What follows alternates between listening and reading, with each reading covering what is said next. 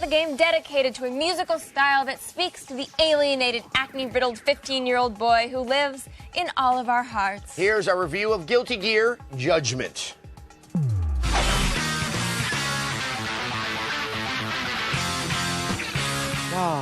Those face-melting guitar riffs can only mean one thing.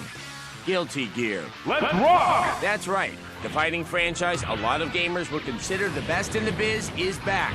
And this time, it's looking to get all up in your PSP's game hole. Unlike the previous games in the franchise, Guilty Gear Judgment is not a pure fighter. It's a side-scrolling beat-em-up like Golden Axe or Final Fight. Oh, 1980s, where did you go? We miss you. How come you never call anymore? Is it difficult? No. Is it interesting? Of course not. Is it good as far as side-scrolling beat-em-ups go? Now, before you fly off the handle because of your Ream Guilty Gear, hold on. Because Guilty Gear Judgment is actually 2 games in 1. Yes, throw down cash for Judgment and you'll get Guilty Gear Reload X2 absolutely free.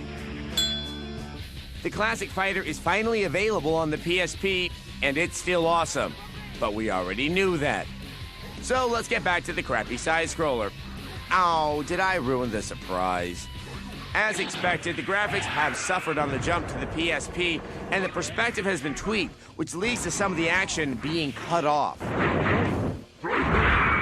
True gearheads will be happy to know that the heavy metal soundtrack is still around, and that means every single level sounds like this. Let's rock! Instead of this.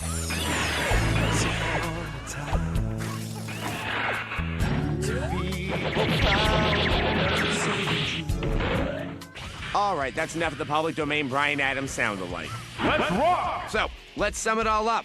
Kinda boring, not so difficult side-scrolling beat-em-up on its own, not a great game. Kinda boring, not so difficult side-scrolling beat-em-up that comes with a free version of the classic 2D fighter we all know and love, a pretty great game. Again, side-scroller, bad. Side-scroller plus fighter, good. Guilty Gear Judgment gets a 4 out of 5.